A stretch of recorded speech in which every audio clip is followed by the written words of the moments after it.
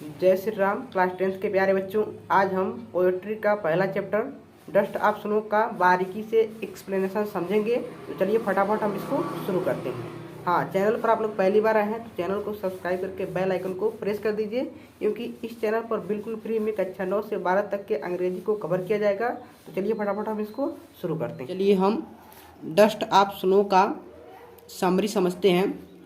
इस dust of snow के poet Robert Frost हैं। इनका जन्म अमेरिका में हुआ है।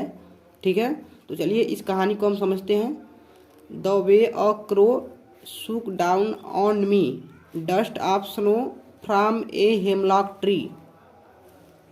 द वे अ क्रो, इसका मतलब है, वे मतलब होता है तरीका, वे का मतलब होता है रास्ता और तरीका दोनों होता है, लेकिन यहाँ पर वे का मतलब तरीके से है। एक क्रो मतलब एक कौवा, सूक मतलब हिलाया, डाउन मतलब नीचे, ऑन मी मतलब मेरे ऊपर, द डस्ट ऑफ स्नो मतलब बर्फ का कण, फ्रॉम ए हेमलॉक ट्री मतलब होता है धतूरे के पेड़ से।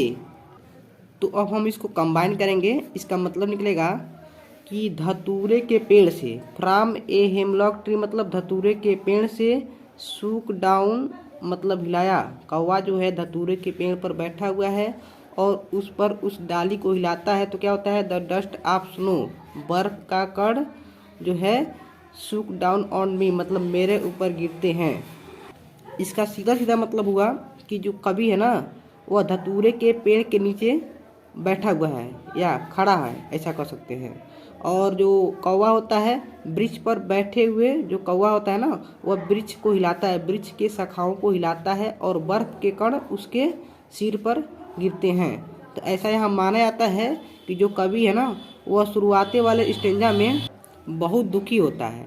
तो वह जो कौवा है, जब उस डाली को हिलाता है, बर्फ का कण गिरता है, तो उस कौवे के डाली के हिलाने के वजह से जो उस कवि के मन में विचार आता है, उसको इसमें व्यक्त किया गया। चलिए देखते हैं आगे।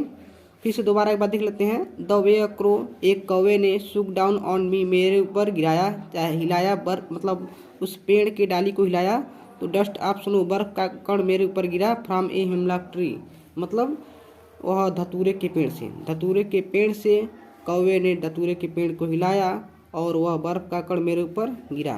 तो आगे देखते हैं अब अगले स्टेंजा को।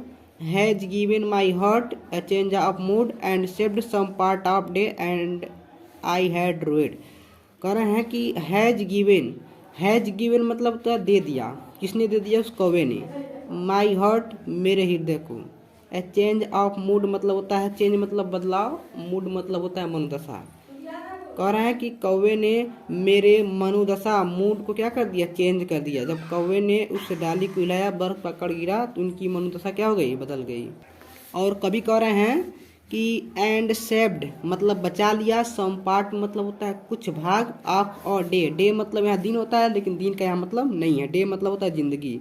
कह रहे हैं कि एंड सेव्ड बचा लिया, सम पार्ट मतलब होता है कुछ भाग, ऑफ और डे मतलब मेरे जिंदगी का, मेरे लाइफ का, मेरे जिंदगी का कुछ भाग तो कौवे ने बचा ही लिया। अब इसका क्या मतलब है, मतलब पहले ये दुखी थे, रोग आकर रहते थे, लेकिन जब जो गिरा वह बर्फ का कण, तो यह खुशहाल होने लगे। वही कहना कि मेरे जिंदगी को क्या कर दिया, बचा लिया। आई हैड रोड, रोइड मतलब होता है बर्बाद करा था, RUED है, इसका मतलब होता है बर्बाद किया था। जो मैं अपने क्षण समय को अब तक बर्बाद कर रहा था, उस चीज़ को क्या कर दिया, कौवे ने क्या कर दिया, बचा लिया।